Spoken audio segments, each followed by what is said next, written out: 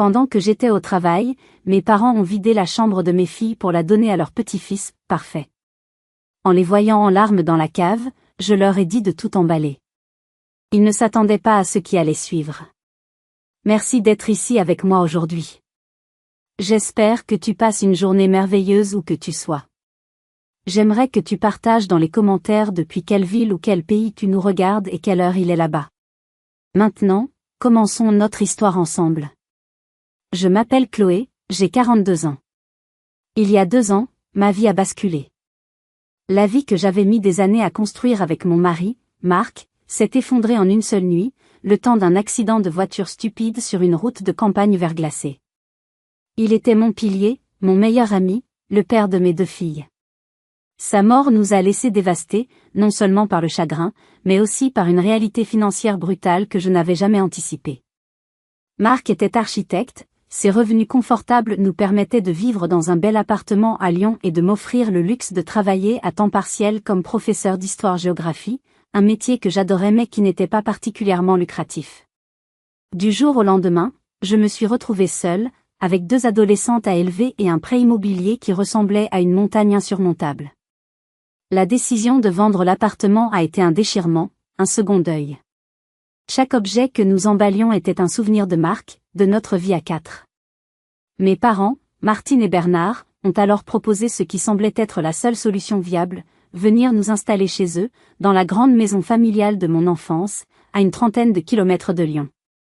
Juste le temps que tu te remettes sur pied, ma chérie, avait dit ma mère avec une tendresse que je n'avais pas entendue depuis des années. Mon père, lui, avait simplement hoché la tête, un geste qui, chez lui, valait approbation.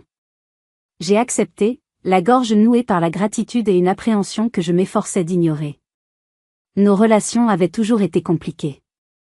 J'étais l'aînée, la fille sérieuse, celle qui avait suivi le chemin tout tracé, de bonnes études, un mariage stable, un travail respectable. Mon frère cadet, Julien, était tout mon contraire. Il était le fils en or, le « golden boy », charismatique et un peu rebelle à qui on pardonnait tout. Ses études chaotiques, ses projets professionnels hasardeux financés par nos parents, tout était excusé par son charme et sa capacité à retomber sur ses pattes.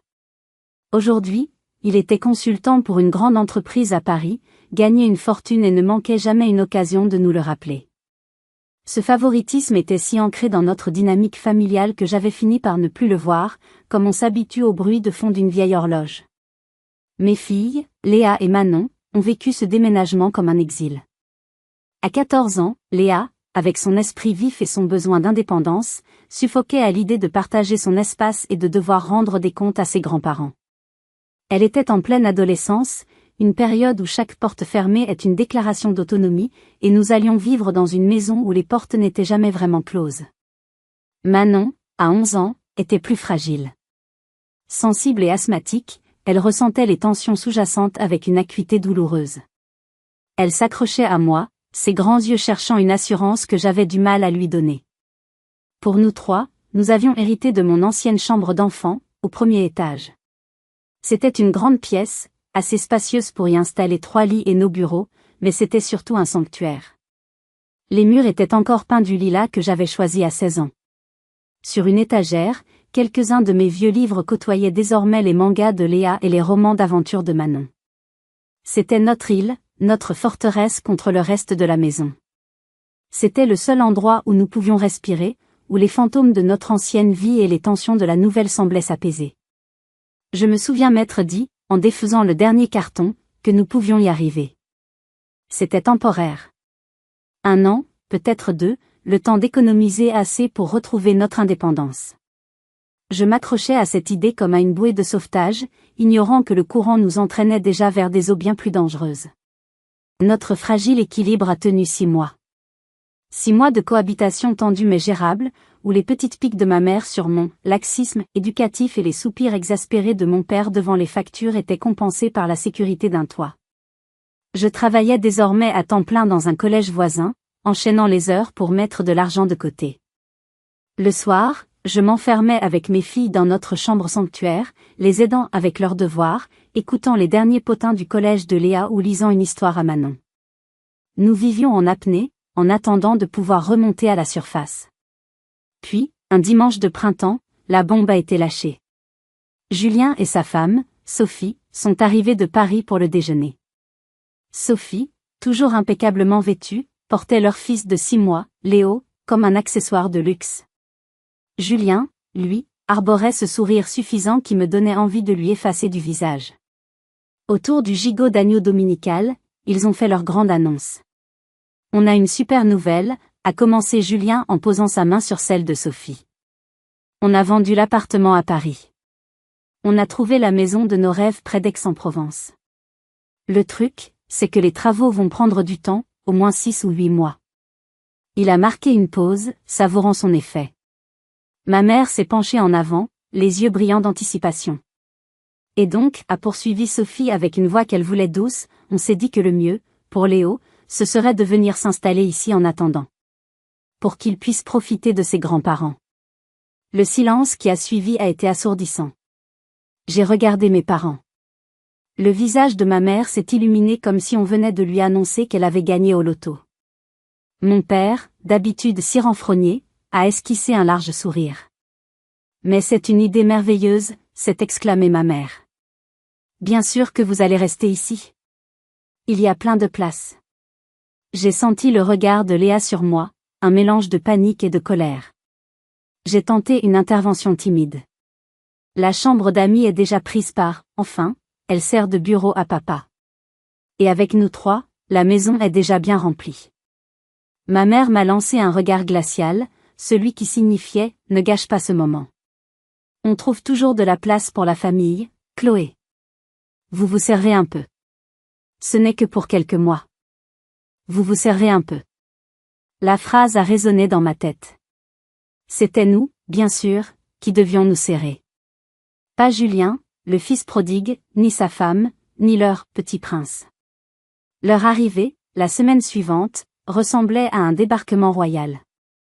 Ils n'avaient pas une voiture, mais 2, pleines à craquer de cartons, de valises de marque et d'un attirail de puériculture qui aurait pu équiper une crèche entière. Mon père a immédiatement vidé son bureau, son antre sacré, pour en faire une chambre pour eux, déplaçant ses dossiers et son vieil ordinateur dans un coin du salon. Ma mère a passé 2 jours à nettoyer et à préparer la pièce, installant un berceau à barreaux hors de prix que Julien avait commandé sur Internet. Le contraste avec notre propre arrivée était saisissant. Quand nous étions arrivés, nous avions dû nous débrouiller seuls pour monter nos meubles en kit, sous le regard critique de mon père. Là, il aidait Julien à porter les cartons les plus lourds, le sourire aux lèvres. Dès les premiers jours, les règles de la maison ont changé. Le silence est devenu la norme. Chut, Léodore, était la phrase que mes filles entendaient à longueur de journée, qu'elles fassent leurs devoirs, écoutent de la musique avec des écouteurs ou discutent simplement dans le couloir.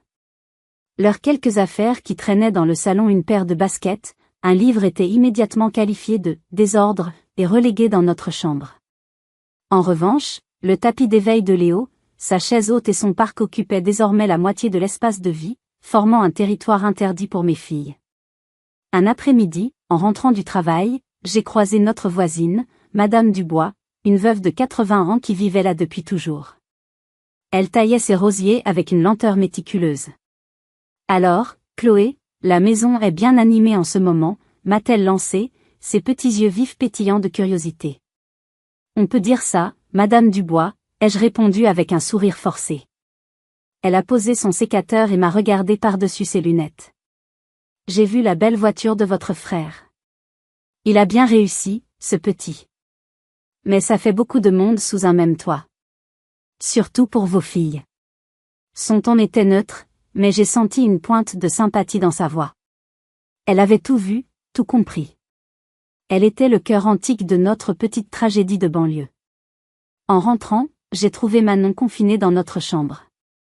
Mamie a dit que je faisais trop de bruit en marchant dans le couloir, m'a-t-elle murmuré. J'ai serré les poings. La guerre de territoire avait commencé, et je sentais que nous étions en train de la perdre.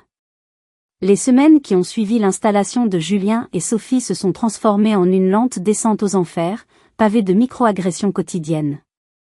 Chaque jour apportait son lot d'humiliations subtiles, de remarques blessantes déguisées en conseils bienveillants.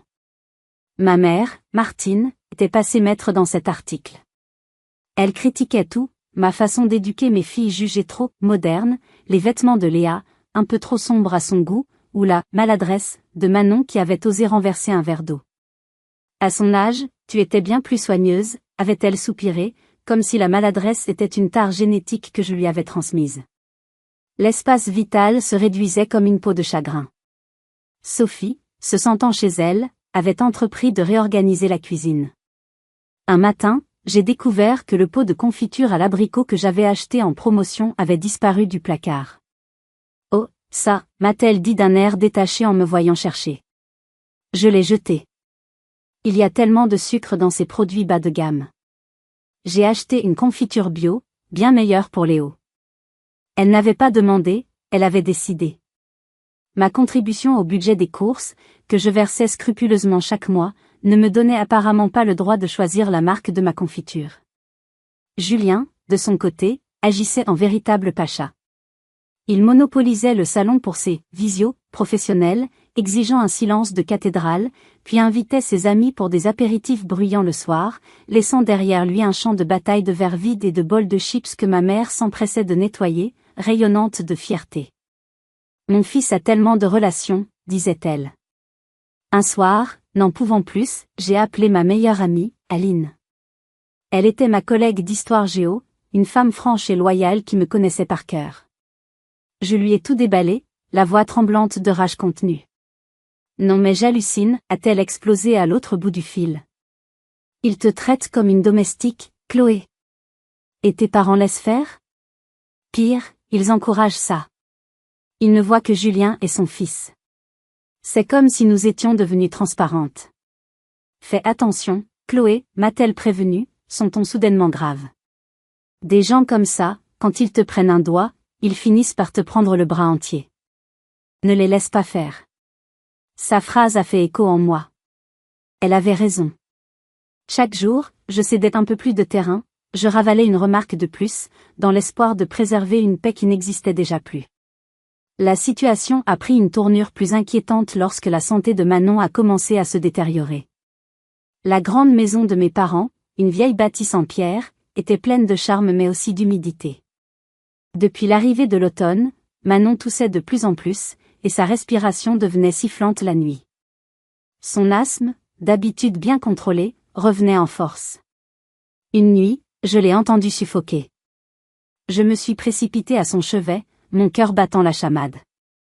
Elle était assise dans son lit, luttant pour chaque bouffée d'air. Je lui ai donné sa ventoline, la tenant serrée contre moi jusqu'à ce que la crise se calme. Le lendemain matin, à la table du petit déjeuner, j'ai abordé le sujet avec mes parents. Je suis inquiète pour Manon. L'humidité de la maison aggrave son asthme. Il faudrait peut-être acheter un déshumidificateur pour notre chambre. Mon père a levé les yeux de son journal, l'air agacé. Cette maison n'a jamais rendu personne malade. On ne va pas commencer à faire des frais pour des caprices. Ce n'est pas un caprice, papa, c'est sa santé. C'est ma mère qui a eu le mot de la fin, avec une cruauté désinvolte qui m'a glacée. C'est de la comédie pour attirer l'attention. Elle voit bien que tout le monde ne s'occupe que de Léo, alors elle fait son intéressante. Je suis restée sans voix, la cuillère suspendue au-dessus de mon bol de café. Il ne la croyait pas. Il réduisait la peur et la souffrance de ma fille à un simple caprice, à une crise de jalousie. Ce matin-là, en regardant les visages fermés de mes parents, j'ai compris que le danger n'était pas seulement moral, il était devenu physique. Il ne nous prenait pas seulement notre espace, il nous prenait notre légitimité, jusqu'à nier la réalité de la maladie de ma propre enfant. Le bras entier, avait dit Aline. Ils étaient en train de le prendre. Le point de non-retour a été atteint lors d'un de ces dîners de famille que ma mère affectionnait tant, une sorte de mise en scène de son bonheur familial parfait. Ce soir-là, elle avait invité ma tante Isabelle, la sœur de mon père. Tante Isabelle était une femme douce et discrète, qui m'avait toujours témoigné une affection sincère, mais qui vivait dans l'ombre de son frère aîné et n'osait jamais le contredire. Dès l'apéritif, la conversation a tourné, comme toujours, autour du seul et unique sujet digne d'intérêt, le petit Léo. Assis dans sa chaise au dernier cri, il était le roi de la fête. Vous avez vu, s'est extasiée ma mère en tendant un morceau de pain à son petit-fils. Il a presque attrapé la cuillère tout seul. C'est incroyable à son âge. Le pédiatre a dit qu'il était très en avance sur le plan moteur. Mon père a renchéri, le torse bombé de fierté. C'est un battant. Il a ça dans le sang. Comme son père. Julien et Sophie buvaient du petit lait, ajoutant leurs propres anecdotes sur les prodiges de leur fils. Ils gazouillaient d'une façon particulièrement intelligente, ils suivaient les gens du regard avec une intensité remarquable. On aurait dit qu'ils parlaient de la réincarnation d'Einstein. Pendant ce temps, Léa et Manon mangeaient en silence, s'efforçant de se faire les plus petites possibles. J'essayais d'intercepter leurs regards, de leur envoyer un sourire de soutien, mais je sentais leur malaise grandir. La glorification incessante de leur cousin était une négation implicite de leur propre existence. Puis, mon père a porté le coup de grâce. Se tournant vers Julien, il a dit d'une voix forte pour que toute la table entende, au moins, avec Léo, on sait que le nom de la famille sera porté haut. Il a le potentiel pour faire de grandes choses, pas comme d'autres qui se contentent d'un petit poste de fonctionnaire. Le sous-entendu était si clair, si brutal, que j'en ai eu le souffle coupé. Il parlait de moi. De ma vie ordinaire. Léa, à côté de moi, a posé sa fourchette. Je l'ai vu serrer les mâchoires. C'est sûr qu'il ne risque pas de devenir prof d'histoire, a-t-elle lâché d'une voix faussement légère. C'est pas assez payé pour s'acheter une villa à Aix. Le silence est tombé, lourd et glacial. Mon père a fusillé ma fille du regard. Léa, ça suffit, a-t-il tonné.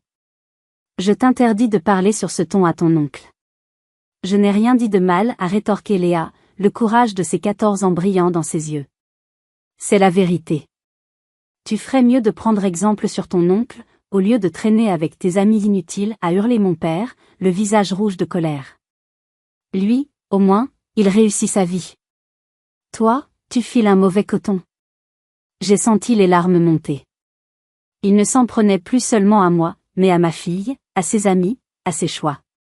Papa, arrête, suis-je intervenue, la voix tremblante.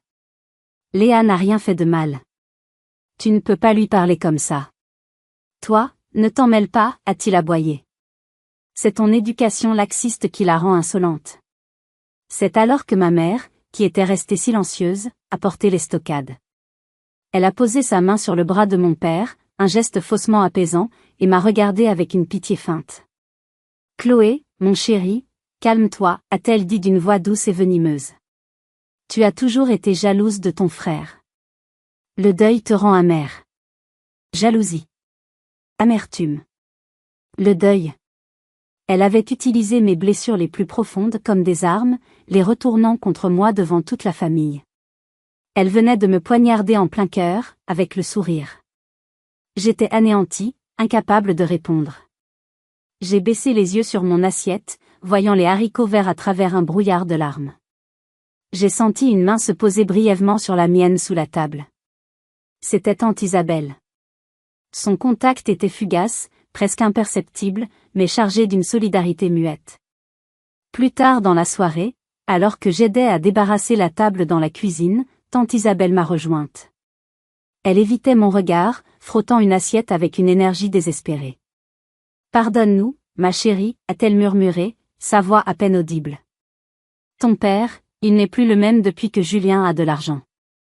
Il est aveuglé. » Elle n'a rien dit de plus, mais ces mots ont confirmé ce que je savais déjà. L'argent de mon frère n'avait pas seulement acheté une villa, il avait acheté l'amour et l'admiration inconditionnelle de mes parents. Un amour dont mes filles et moi étions désormais exclus. Ce soir-là, la rupture n'était plus une fissure, c'était un gouffre béant. Après le dîner de la discorde, quelque chose en moi s'est brisé. Ou peut-être, au contraire, quelque chose s'est solidifié. La tristesse et le sentiment d'injustice ont laissé place à une colère froide et déterminée. En montant me coucher, j'ai croisé mon reflet dans le miroir du couloir. J'ai vu une femme de 42 ans, le visage fatigué, les yeux cernés, mais au fond de son regard, une lueur nouvelle. La lueur de celle qui a compris qu'elle ne pouvait plus attendre d'aide de personne. Si nous voulions nous en sortir, ce serait par mes propres moyens. La victime devait laisser place à la combattante. Cette nuit-là, je n'ai pas dormi.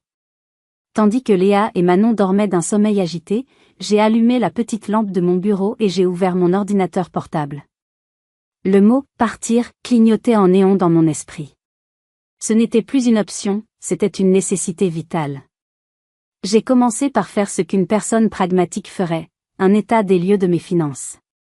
J'ai ouvert mes relevés de compte, créé un tableau Excel, listé mes revenus, mes dépenses. J'avais réussi à mettre de côté près de 5 000 € en 2 ans. Ce n'était pas une fortune, mais c'était une base. Un début. Ensuite, j'ai ouvert les sites d'annonces immobilières. Les loyers dans la région lyonnaise étaient exorbitants. Chaque annonce pour un T3 décent me semblait être une porte fermée au nez.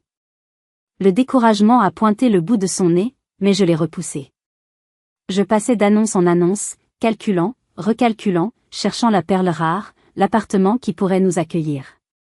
La nuit s'est écoulée ainsi, dans le silence de la maison endormie, seulement troublé par le cliquetis de mon clavier et le bruit de mon propre cœur qui battait un rythme de rébellion. Quelques jours plus tard, un événement inattendu a soufflé une bouffée d'air frais dans mon atmosphère confinée. C'était la réunion parents-professeurs au collège. Alors que j'attendais mon tour, j'ai croisé Cédric, le père d'un de mes élèves de 4e. C'était un homme discret, que j'avais déjà remarqué pour l'intérêt sincère qu'il portait à la scolarité de son fils. Il était paysagiste, souvent vêtu de vêtements de travail, les mains un peu sales, mais avec un sourire chaleureux. « Bonsoir Madame Fournier », m'a-t-il dit. « J'espère que mon Léo ne vous cause pas trop de soucis. »« Pas du tout, c'est un élève très agréable », ai-je répondu. Nous avons discuté quelques minutes. Il m'a appris qu'il était lui aussi parent solo, élevant seul son fils depuis plusieurs années. Il y avait dans sa façon de parler de son quotidien, de ses difficultés et de ses joies, une simplicité et une honnêteté qui m'ont touché. Il ne se plaignait pas, il constatait. C'était une conversation normale, entre deux adultes partageant des expériences similaires. En le quittant, je me suis sentie plus légère. Cédric était la preuve qu'une autre vie était possible, une vie sans drame, sans manipulation, sans hiérarchie affective. Cette bouffée d'oxygène a été de courte durée. La semaine suivante, j'ai été convoquée par le proviseur du collège. Pas en tant que professeur, mais en tant que mère. Madame Fournier, a commencé Monsieur Grimaud, un homme à l'air sévère mais juste. Je suis un peu inquiet pour Léa. Mon cœur s'est serré. Il y a un problème ? Ses notes ont chuté de manière significative ce trimestre. Elle qui était une excellente élève.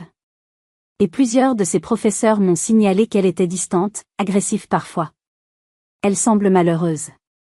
Les mots du proviseur ont eu l'effet d'un coup de poing. Je savais que Léa vivait mal la situation, mais je n'avais pas mesuré l'ampleur des dégâts. Ma fille, ma brillante et sensible Léa, était en train de sombrer, et c'était de ma faute. J'avais échoué à la protéger. En sortant du bureau, ma décision était prise. Ce n'était plus une question de moi. C'était une question de semaine. Je devais nous sortir de là avant que cette maison n'avale mes filles tout entières. Le germe de la rébellion était devenu un arbre, et ses racines puisaient leur force dans l'amour féroce que je portais à mes enfants. Le plan diabolique s'est tramé dans mon dos, probablement autour d'une tasse de thé, dans le confort du salon que j'évitais désormais. L'instigatrice était sans doute Sophie. Je pouvais presque l'entendre, de sa voix mielleuse. « Martine, mon petit Léo commence à vouloir bouger. » Le parc dans le salon, ce n'est pas idéal. Il lui faudrait sa propre chambre, un espace calme et sain pour son développement. Un bébé, surtout un bébé de la stature du prince Léo, ne pouvait décemment pas grandir dans un bureau reconverti. Il lui fallait un royaume à sa mesure. Et quelle était la plus belle pièce de la maison, la plus grande chambre après celle des maîtres ? La mienne. Notre chambre. Mon ancien refuge d'adolescente, devenu le sanctuaire de mes filles et moi. La décision a dû être facile à prendre. Logique, même, pour leur esprit tordu. Léa et Manon étaient grandes, après tout. Elles pouvaient s'adapter. Un bébé, lui, avait des besoins prioritaires. L'exécution a eu lieu un mardi. Un de ces mardis gris et pluvieux de novembre, où je passais la journée au collège, enchaînant les cours et les corrections. Pendant que j'expliquais la Révolution française à des élèves de 4e, une autre révolution, bien plus personnelle et brutale, se déroulait chez moi. Mon père et Julien ont été les bras armés de l'opération. Je les imagine, suant et pestant, déplaçant les lits de mes filles, leur bureau où elles faisaient leurs devoirs, leur petite bibliothèque remplie de leurs trésors. Ils n'ont pas simplement déplacé les meubles. Ils ont procédé à une expulsion. Une déportation. Leur destination ? La cave. Ce n'était pas un sous-sol aménagé, comme on en voit dans les magazines de décoration. C'était une vraie cave à la française, un endroit où l'on stocke le vin et les vieilles confitures. Le sol était en terre battue inégale, les murs en pierre suintaient l'humidité, et l'air y était glacial, imprégné d'une odeur tenace de moisie et de poussière. La seule lumière provenait d'un soupirail minuscule, une fente grillagée au ras du sol du jardin, qui laissait passer plus d'araignées que de clarté. C'est là, dans cette crypte humide et sombre, qu'ils ont jeté les affaires de mes enfants. Ils ont posé les matelas à même de vieilles palettes de bois pour les isoler vaguement du sol. Ils ont entassé les vêtements dans un coin, les livres dans un autre. Ils ont créé une sorte de camp de réfugiés sordides, un bidonville au cœur de la maison familiale. Pendant ce temps, à l'étage, l'opération Tabula Rasa était en marche. La chambre lilas de mon adolescence, le refuge de notre deuil, était en train d'être effacée. Ils ont arraché les posters que Léa avait punaisés au mur, décroché les dessins de Manon. Puis, ils ont sorti les rouleaux et les pots de peinture. Du bleu pastel. Une couleur douce et innocente pour le futur roi. La justification, je l'ai apprise plus tard, était d'une logique implacable. Ma mère l'a servie à qui voulait l'entendre, et probablement à elle-même pour apaiser sa conscience inexistante. Léa et Manon sont grandes, elles peuvent s'adapter. Un bébé a besoin de confort et de propreté. Et puis, la cave, c'est amusant, non? Ça fait comme une cabane. Une cabane. Ils avaient transformé une humiliation, une mise au ban, en un jeu d'enfant. Ils avaient non seulement chassé mes filles de leur chambre, mais ils leur déniaient jusqu'au droit de souffrir de cette injustice. Ils repeignaient les murs de leur cruauté avec les couleurs de la bienveillance. Ce jour-là, ils n'ont pas seulement vidé une chambre. Ils ont vidé mon cœur de toute illusion, de toute affection filiale. Ils ont signé, avec chaque coup de pinceau, l'acte de décès de notre famille. Et moi, ignorant tout cela, je rentrais chez moi, fatiguée, en pensant seulement au dîner que j'allais devoir préparer. Je ne savais pas que le vrai poison n'était pas dans la nourriture, mais dans les murs mêmes de cette maison. Je suis rentrée vers 18h30, épuisée par ma journée. La pluie fine et glaciale n'avait pas cessé, et je n'aspirais qu'à une chose, m'enfermer dans notre chambre avec mes filles et une tasse de thé chaud. En poussant la porte d'entrée, un silence anormal m'a accueilli. D'habitude, à cette heure-ci, j'entendais le bruit de la télévision ou les éclats de voix de ma mère. Là, rien. J'ai trouvé Léa et Manon assises sur la dernière marche de l'escalier, blotties l'une contre l'autre comme deux oisillons tombés du nid. Leurs visages étaient fermés, leurs yeux rouges et gonflés. Elles portaient encore leur manteau, comme si elles refusaient d'entrer plus avant dans la maison. « Qu'est-ce qui se passe ?» ai-je demandé, mon cœur se serrant instantanément. « Pourquoi vous restez là ?» Léa a levé vers moi un regard chargé d'une colère et d'une tristesse infinie. « Demande-leur, a-t-elle craché, la voix rauque. Manon, elle, s'est jetée dans mes bras en sanglotant. « Maman, notre chambre, ils ont tout pris. » Je n'ai pas tout de suite compris. J'ai caressé les cheveux de Manon, essayant de la calmer, tout en cherchant des yeux une explication. Mon regard a croisé celui de ma mère, qui sortait de la cuisine, l'air faussement affairé. « Ah, te voilà, Chloé. Nous avons fait quelques aménagements. » « Quels aménagements ?» ai-je demandé, ma voix déjà tendue. « Où sont nos affaires ?» Ma mère a évité mon regard. « Nous avons pensé qu'il serait mieux que Léo ait une vraie chambre. Alors, nous vous avons installé en bas. » « C'est très bien, vous verrez. »« En bas où ?»« À la cave. » Le mot a claqué dans le silence du couloir. La cave. J'ai lâché Manon et j'ai descendu les quelques marches qui menaient à la porte de la cave. Une odeur de terre humide et de renfermé m'a saisi à la gorge. J'ai appuyé sur l'interrupteur. Une ampoule nue, au bout d'un fil poussiéreux, a jeté une lumière blafarde sur une scène d'apocalypse. Leur lit, ou plutôt leur matelas, gisaient sur des palettes. Leur bureau était poussé contre un mur suintant, à côté d'une pile de vieux pneus. Leurs vêtements, sortis de l'armoire, formaient un tas informe sur une bâche en plastique. Et là, sur l'oreiller de Manon, une grosse araignée noire et velue tissait tranquillement sa toile. La vue de cette araignée a été le détonateur. L'image de ma fille asthmatique, dormant dans ce trou humide et malsain, à la merci des bestioles et du froid, a fait exploser quelque chose en moi. Une rage pure, primale, a submergé le chagrin et la résignation. Je suis remontée, 4 à 4. J'ai traversé le couloir comme une furie et j'ai déboulé dans le salon. Ils étaient tous là. Ma mère, mon père lisant son journal, Julien et Sophie admirant leur bébé qui dormait paisiblement dans son transat. Une parfaite petite carte postale de famille. Vous êtes des monstres, ai-je hurlé. Le mot est sorti de mes entrailles, si fort qu'il a fait sursauter tout le monde. Le bébé s'est mis à pleurer. Mon père a baissé son journal, le visage congestionné. Comment oses-tu crier comme ça? Tu as réveillé le petit. Le petit, ai-je répété, la voix blanche de fureur. Le petit? Et mes filles, alors? Mes filles que vous avez jetées à la cave comme des chiens. Vous avez vu l'endroit où vous les avez mises? Il y a de la moisissure sur les murs. C'est glacial et humide. Manon est asthmatique, bon sang. Ne sois pas si dramatique, a ricané Julien. On a mis des palettes. Et puis ça leur forgera le caractère. Le caractère? J'ai fait un pas vers lui, tremblante de la tête aux pieds.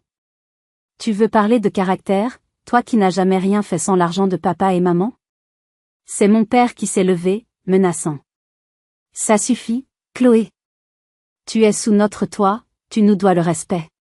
Tu devrais nous remercier d'avoir un toit sur la tête. Cette phrase. La phrase de trop. La phrase qui justifiait toutes les humiliations. J'ai arrêté de trembler. Un calme étrange, terrifiant, m'a envahi. La colère s'est transformée en une certitude de glace. J'ai reculé d'un pas, et mon regard a balayé leur visage, mon père, autoritaire et injuste, ma mère, lâche et cruelle, mon frère, arrogant et égoïste, ma belle-sœur, snob et méprisante. J'ai vu le tribunal de ma vie, et ils m'avaient tous déclaré coupable. Coupable d'être veuve, d'être moins riche, d'exister. J'ai tourné les talons et je suis retournée dans le couloir, où mes filles attendaient, pétrifiées. J'ai posé une main sur chaque épaule. J'ai plongé mon regard dans le leur. Et, avec un sourire qui n'a jamais dû atteindre mes yeux, un sourire qui était une déclaration de guerre, je leur ai dit les mots qui allaient tout changer. Les filles, préparez vos sacs. Mes filles m'ont regardé, leurs yeux passant de la peur à l'incompréhension. Préparer nos sacs? Pour aller où, maman? A murmuré Manon. Ailleurs, ai-je simplement répondu, ma voix étonnamment stable. Prenez juste le nécessaire. Vos chargeurs, quelques vêtements, vos affaires les plus précieuses. On part. Mon père m'avait suivi dans le couloir, le visage toujours empourpré. Arrête ta comédie, Chloé. Personne ne part nulle part. Tu vas te calmer et on va discuter. Il n'y a plus rien à discuter, ai-je dit sans même le regarder, guidant mes filles vers l'escalier. Vous avez pris votre décision, je prends la mienne. Le reste de la famille avait rejoint mon père, formant une sorte de bloc hostile à l'entrée du salon. Mais enfin, tu es complètement hystérique, a lancé Sophie, avec un dédain qui ne cherchait même plus à se cacher. Tu ne vas pas mettre tes filles à la rue en pleine nuit pour une histoire de chambre. Ce n'est pas une histoire de chambre, ai-je articulé lentement, en me tournant vers eux. C'est une histoire de dignité. Une chose que vous avez décidé que mes enfants et moi ne méritions pas. C'est ridicule, a ricané Julien, croisant les bras sur son torse. Tu bluffes. Tu vas aller où, hein? Tu n'as pas un sou. Tu vas finir dans un foyer. Son mépris était si palpable, sa certitude de ma dépendance si absolue, que cela m'a donné la force finale. C'était le moment. Le moment de détruire leur récit, leur perception de moi comme une pauvre veuve éplorée et impuissante. J'ai laissé un long silence s'installer, savourant leur arrogance. Puis, j'ai répondu, ma voix tranchante comme du verre pilé. C'est drôle que tu demandes. Parce que vois-tu, pendant que vous étiez occupé à jouer à la famille parfaite et à me traiter comme votre paillasson, j'étais occupé à préparer notre avenir. J'ai signé le bail pour un appartement en centre-ville la semaine dernière. Le silence qui a suivi cette phrase a été l'un des plus satisfaisants de toute ma vie. Un silence de mort, total, où l'on aurait pu entendre une mouche voler. Leurs visages se sont décomposés, passant de l'arrogance à la stupeur la plus complète. Mon père a ouvert la bouche, mais aucun son n'en est sorti. Ma mère a porté la main à son cœur, comme si je venais de la frapper. Tu mens, a-t-elle finalement balbutié. Pourquoi mentirais-je, ai-je demandé avec un calme olympien. C'est un T3, très lumineux. Pas très grand, mais il sera à nous. Le bail commence dans une semaine. J'avais prévu de vous l'annoncer poliment, de vous donner un préavis. Mais vous avez décidé d'accélérer les choses. Alors merci, finalement. Vous m'avez rendu service. La panique a remplacé la stupeur. Ma mère s'est avancée, changeant complètement de tactique, le visage soudain baigné de larmes de crocodile. Chloé, ma chérie, ne fais pas ça. On peut en discuter. On peut tout remettre comme avant. On ne pensait pas à mal. Trop tard, ai-je coupé, sèchement. L'heure des discussions est passée. J'ai grimpé les escaliers pour aider mes filles. Elles avaient compris que ce n'était pas un bluff et s'activaient, sortant leur sac à dos, y jetant à la hâte leurs livres préférés, leurs consoles, les quelques photos et babioles qui constituaient leur univers. Je les ai aidées, le cœur battant la chamade mais l'esprit étrangement clair. Chaque objet que nous mettions dans les sacs était un pas de plus vers la liberté. Quand nous sommes redescendus, la maison était toujours figée dans cette atmosphère de crise. Il n'avait pas bougé. Vous ne pouvez pas partir comme ça, a dit mon père, sa voix ayant perdu de son assurance. Il pleut. Où allez-vous dormir ce soir? Ce n'est plus votre problème, ai-je répondu. J'ai sorti mon téléphone et j'ai appelé Aline. Allô, Aline? C'est moi. Dis, ton offre pour le canapé l'y tient toujours? Oui, pour ce soir. Parfait. On arrive dans 20 minutes. J'ai raccroché sous leurs regards ébahis. J'avais un plan. J'avais des alliés. Je n'étais pas seule. Nous avons enfilé nos chaussures, pris nos sacs. En passant devant eux pour atteindre la porte d'entrée, j'ai senti leur défaite. Ils avaient perdu le contrôle. Le pouvoir avait changé de main. Si tu franchis cette porte, a menacé mon père dans un dernier sursaut d'autorité, n'espère pas revenir en rampant. Je me suis arrêtée, la main sur la poignée. Je me suis retournée une dernière fois et je l'ai regardé droit dans les yeux. Ne t'inquiète pas, ai-je dit. Je n'ai aucune intention de ramper. Ni de revenir. Et nous sommes sortis dans la nuit pluvieuse, laissant derrière nous la chaleur étouffante de la maison et le silence assourdissant de leur défaite. Dans la voiture, Manon pleurait doucement, mais Léa, à côté de moi, avait un petit sourire aux lèvres. C'était un sourire de soulagement. Un sourire de victoire. La première nuit chez Aline a eu le goût étrange de la liberté. Son petit appartement sentait l'encens et les vieux livres, un parfum de bohème qui contrastait violemment avec l'odeur de cire et de renfermé de la maison de mes parents. Aline nous a accueillis sans poser de questions, nous préparant un chocolat chaud et installant des matelas dans son salon. Pour la première fois depuis des mois, j'ai vu mes filles se détendre. Elles ont chuchoté et ri sous la couette, retrouvant une complicité que la tension permanente avait étouffée. En les regardant, épuisée mais sereine, j'ai su que j'avais pris la seule bonne décision. Le lendemain, la guerre logistique a commencé. J'ai posé une journée de congé. Il fallait récupérer le reste de nos affaires. L'idée de retourner dans cette maison me donnait la nausée, mais c'était une étape nécessaire. Je ne voulais pas y aller seule. J'ai appelé Cédric. Je ne sais pas ce qui m'a pris, peut-être le souvenir de sa gentillesse, de sa normalité.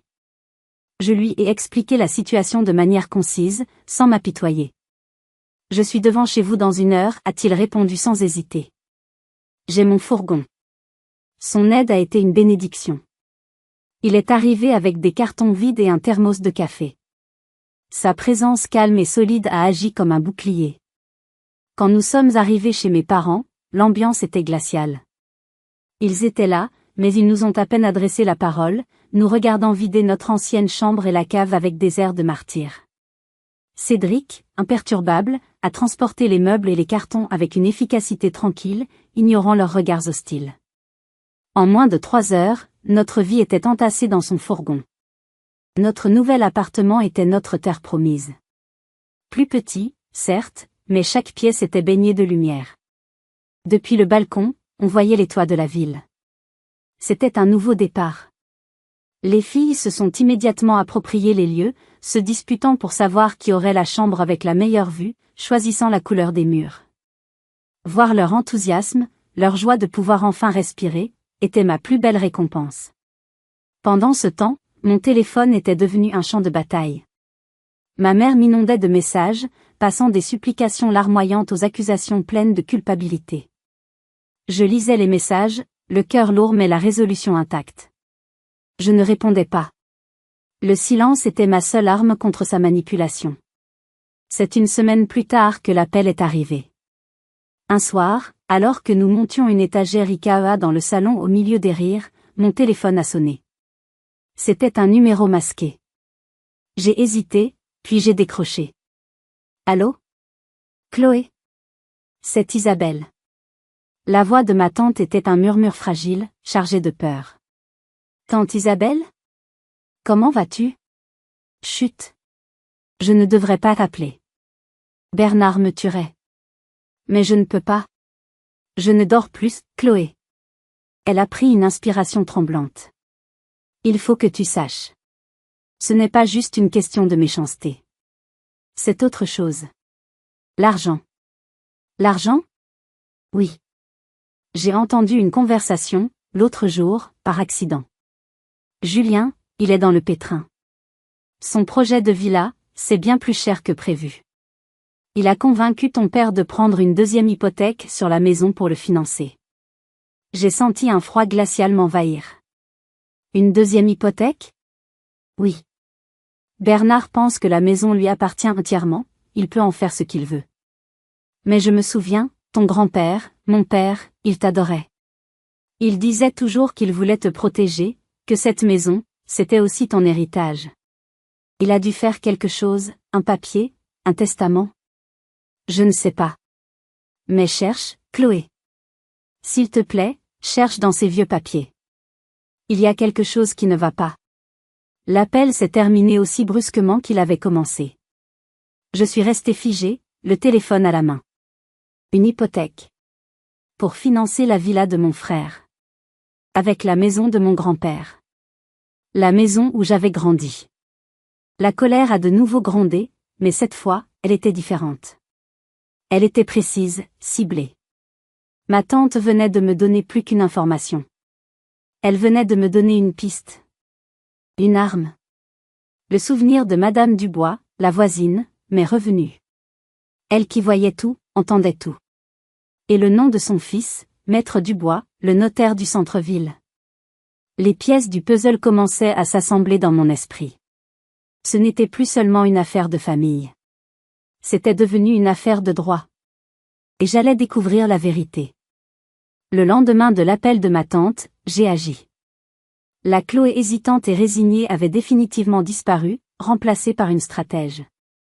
En tant que professeur d'histoire, je savais que les batailles ne se gagnaient pas seulement avec de la fureur, mais avec des informations, des alliances et un plan solide. Ma tante Isabelle m'avait donné l'information cruciale. Mon plan était désormais de la vérifier et de la transformer en une arme légale. Je n'ai pas cherché au hasard dans de vieux cartons. Cela aurait été long et incertain. Je suis allé droit au but. J'ai cherché le numéro de l'étude de Maître Dubois, le fils de ma voisine, dans l'annuaire. Prendre ce rendez-vous a été un acte de défi. C'était la première fois de ma vie que je consultais un homme de loi pour une affaire personnelle, et ce simple fait me donnait un sentiment de puissance vertigineux. Je me suis assise dans son bureau sobre, au mur tapissé de livres reliés en cuir. Maître Dubois était un homme d'une 50aine d'années, avec le regard calme et analytique de ceux qui ont l'habitude de démêler les situations les plus complexes. Il se souvenait de moi, de mon enfance dans le quartier. Alors, Chloé, que puis-je faire pour vous, a-t-il demandé avec une bienveillance professionnelle. J'ai pris une grande inspiration et je lui ai raconté toute l'histoire. Pas les détails émotionnels, pas les humiliations, mais les faits. Mon retour chez mes parents, l'arrivée de mon frère, et surtout, la conversation que ma tante avait surprise au sujet d'une seconde hypothèque contractée par mon père pour financer la villa de mon frère. J'ai terminé par les mots de ma tante, « Ton grand-père voulait te protéger ». Maître Dubois m'a écouté attentivement, sans m'interrompre, prenant quelques notes. Quand j'ai eu fini, il est resté silencieux un instant, ses doigts pianotant sur son bureau. « Votre grand-père, Jean, était un homme très prévoyant, a-t-il finalement dit.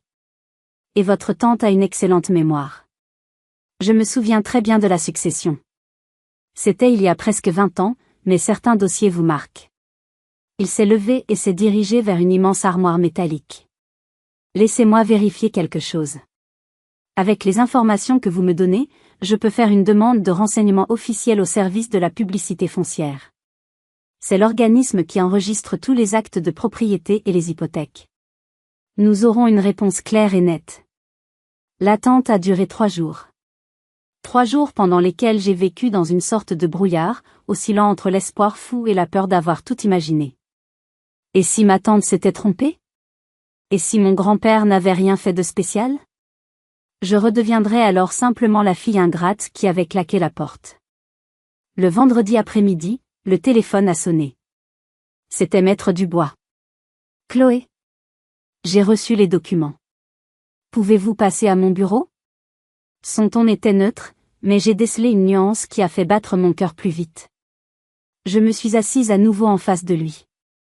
Il avait un dossier posé devant lui. « Alors voilà », a-t-il commencé en ouvrant le dossier. « La situation est encore plus claire que ce que votre tante imaginait. » Il a tourné un document vers moi. « Comme vous pouvez le voir, la maison n'appartient pas en pleine propriété à vos parents. Elle est en indivision. C'est un régime juridique où plusieurs personnes sont propriétaires d'un même bien. » Il a pointé une ligne du doigt. « Votre grand-père a légué la maison à ses 2 enfants, votre père Bernard et votre tante Isabelle, mais avec une clause très spécifique. Il a également légué une partie à ses petits-enfants existants au moment de son décès. C'était vous. Légalement, Chloé, vous êtes propriétaire d'un tiers de cette maison depuis 20 ans. » J'ai eu le souffle coupé. Un tiers. J'étais propriétaire. Mais, ils ne me l'ont jamais dit. J'imagine que non, a dit le notaire avec un léger sourire ironique. Mais ce n'est pas tout. Il a sorti un autre document. Ceci est la confirmation de la seconde hypothèque que votre père a contractée il y a 3 mois. Et c'est là que les choses deviennent très intéressantes. En régime d'indivision, la règle est claire, aucune décision importante, comme le fait d'hypothéquer le bien, ne peut être prise sans l'accord unanime de tous les propriétaires. Cet acte, Chloé, a été signé uniquement par votre père et votre mère. Votre signature n'y figure pas. Celle de votre tante non plus. Légalement, cette hypothèque est contestable. On peut même dire qu'elle frôle l'illégalité. Il n'avait pas le droit de faire ça sans votre consentement. Je suis restée silencieuse, assimilant la portée de ces paroles. Ce n'était plus une simple dispute de famille. C'était une faute. Une faute légale. J'avais des droits. Des droits qu'ils avaient bafoués, ignorés, peut-être délibérément cachés. Ma tante ne m'avait pas seulement donné une piste. Mon grand-père ne m'avait pas seulement laissé une part d'héritage. Il m'avait donné une épée. Et j'avais bien l'intention de m'en servir. Forte de ma nouvelle arme, je n'ai pas agi dans la précipitation. J'ai laissé passer une semaine, le temps que la nouvelle décante et que ma stratégie se précise. Je ne voulais pas d'une vengeance mesquine et bruyante. Je voulais une justice froide, clinique, contestable. Une démonstration de force qui ne laisserait aucune place à l'interprétation ou à la manipulation émotionnelle. L'occasion parfaite s'est présentée d'elle-même. Le dimanche suivant, mon père m'a appelé. Sa voix était autoritaire, comme si rien ne s'était passé. « Chloé, il faut qu'on parle. Ta mère est malade d'inquiétude. Tu vas venir à la maison cet après-midi, et on va mettre les choses à plat une bonne fois pour toutes. » C'était une convocation, pas une invitation. Il voulait me faire mon procès, me culpabiliser, me forcer à admettre mes torts pour pouvoir ensuite, peut-être, me pardonner magnanimement. Il ne se doutait pas que les rôles de juge et d'accusé étaient sur le point de s'inverser. D'accord, ai-je répondu d'une voix neutre. Je serai là à 15 heures. Viens seul, a-t-il ajouté. C'est une affaire de famille. Bien sûr, ai-je menti sans hésiter.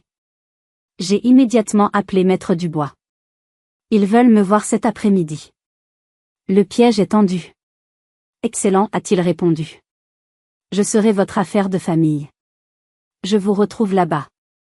À 15 heures précises, j'ai sonné à la porte de la maison de mon enfance. Mon père a ouvert. En voyant Maître Dubois à côté de moi, son visage s'est figé. Qu'est-ce que ça veut dire? Je t'avais dit de venir seul. Maître Dubois fait partie de la famille maintenant, ai-je répondu en entrant, sans attendre son autorisation. Nous les avons trouvés tous les 4 dans le salon, installés comme pour un tribunal. Julien, Sophie, mes parents. Ils avaient préparé leur offensive. Mon arrivée flanquée d'un notaire a fait l'effet d'une grenade dégoupillée. Bonjour, a dit Maître Dubois d'un ton aimable qui contrastait avec la tension électrique de la pièce. Je crois qu'une petite mise au point s'impose. Je me suis assise, et j'ai laissé mon avocat prendre la parole. C'était un spectacle fascinant. Il n'a élevé la voix à aucun moment. D'un ton professoral, calme et implacable, il a exposé les faits. Il a été porté à ma connaissance, a-t-il commencé en sortant des documents de sa mallette, que certains doutes subsistaient quant au statut de propriété de cette maison. J'ai donc pris la liberté de faire quelques vérifications. Il a détaillé le régime de l'indivision, expliquant que j'étais propriétaire d'un tiers du bien. À chaque mot, je voyais la couleur quitter le visage de mon père. Julien, lui, commençait à s'agiter sur sa chaise. C'est absurde, a-t-il tenté de couper. Cette maison est à mes parents. Légalement, non, a corrigé Maître Dubois sans se départir de son calme. Elle est à votre père, à votre tante Isabelle, et à votre sœur, Chloé. Ce qui m'amène au second point. Il a sorti la copie de l'acte d'hypothèque. Il s'avère qu'une hypothèque de plusieurs centaines de milliers d'euros a été souscrite sur ce bien il y a quelques mois. Or, comme je viens de l'expliquer, un tel acte requiert l'unanimité des propriétaires. La signature de ma cliente, Madame Chloé Fournier, n'apparaît nulle part. Cet acte est donc, au mieux, irrégulier, au pire, frauduleux. Sophie a poussé un petit cri étranglé. Julien était livide. Et alors, a-t-il craché, essayant de sauver la face. Qu'est-ce que ça peut vous faire? Oh, mais cela nous fait beaucoup de choses, a continué le notaire, savourant clairement son effet. Voyez-vous, en tant que copropriétaire lésé, ma cliente a tout à fait le droit de contester cet acte. C'est d'ailleurs ce que nous avons fait. J'ai informé la banque prêteuse de l'irrégularité de la procédure. En conséquence, et en attendant une clarification juridique qui pourrait prendre des mois, voire des années, la banque a pris une mesure conservatoire. Elle a décidé de geler le prêt. Il a marqué une pause, laissant ses mots infusés dans le silence glacial. Puis il a porté le coup de grâce, en regardant directement mon frère. Le financement de votre villa à Aix-en-Provence, monsieur Julien, est donc suspendu. Indéfiniment. Ce fut comme si le monde s'arrêtait. Julien a ouvert la bouche, le souffle coupé, comme un poisson hors de l'eau. Sophie l'a regardé, non plus avec admiration, mais avec une horreur pure, comme si elle découvrait qu'elle avait épousé un imposteur. Mon père, lui, s'est affaissé dans son fauteuil, soudain vieilli de 10 ans. Il a posé sa tête dans ses mains, vaincu. Je n'ai pas dit un mot. Je n'en avais pas besoin. Je les ai simplement regardés, observant leur monde de certitude, leur château de cartes bâti sur l'injustice et l'arrogance, s'effondrer sous leurs yeux. Le piège s'était refermé. Et c'était eux, cette fois, qui étaient pris à l'intérieur. Les 6 mois qui ont suivi cette confrontation ont été une leçon de choses. La chute de la maison Julien a été aussi rapide que spectaculaire. Privé du financement de la banque, son projet de villa s'est effondré. Le promoteur, furieux, lui a réclamé des pénalités colossales. Son couple n'a pas survécu au naufrage financier. Sophie, réalisant que le prince charmant était en réalité un bouffon sans le sou de ses parents, a demandé le divorce et est repartie à Paris avec Léo, laissant Julien seul avec ses dettes et son ego en miettes. Pour sauver ce qui pouvait l'être et éviter un scandale juridique, ma famille n'a eu d'autre choix que d'accepter la proposition de Maître Dubois, ils devaient me verser la valeur de mon tiers de propriété. En d'autres termes, ils ont été contraints de racheter la part de la fille qu'ils avaient méprisée. Pour ce faire, mon père a dû vendre un portefeuille d'actions qu'il gardait précieusement pour sa retraite. C'était une humiliation financière et symbolique, une reconnaissance amère et coûteuse de leur faute. Avec l'argent que j'ai reçu, une somme considérable qui a changé ma vie, j'ai immédiatement acheté un appartement. Pas une location, cette fois. Un achat. Un T4 lumineux dans un quartier calme, avec un petit balcon où j'ai installé des jardinières. C'était à moi. À nous. Le mot « propriétaire » avait une saveur nouvelle, celle de la sécurité et de la victoire. Un jour, mon père est venu me voir. Il a sonné, et je l'ai fait entrer. Il semblait plus petit, moins imposant. Il a regardé l'appartement, les murs que nous commencions à peindre, les rires des filles qui fusaient depuis leur chambre. Il ne s'est pas excusé. Ce n'était pas son genre. Mais il a regardé par la fenêtre, le dos tourné, et a dit d'une voix rauque, « Ton grand-père aurait été fier de toi. » Il a marqué une pause. Moi, j'ai été un imbécile. C'était tout. Mais venant de lui, c'était plus qu'un discours. C'était une capitulation. Une reconnaissance. J'ai hoché la tête, acceptant cette paix fragile. L'histoire se termine ici, ou plutôt, elle commence ici. Elle commence un samedi après-midi, dans notre nouvel appartement. L'odeur de la peinture fraîche flotte dans l'air. Léa et Manon, pinceau à la main, rient aux éclats en se barbouillant le nez de couleur lavande.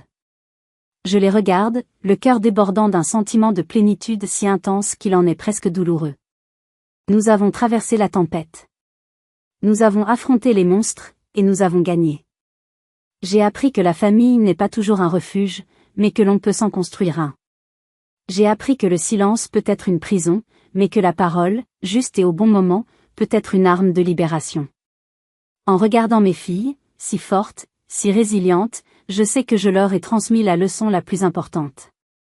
Pas celle de la Révolution française, mais la leur, celle qui enseigne qu'il ne faut jamais laisser personne définir votre valeur. Qu'il faut se battre pour sa dignité.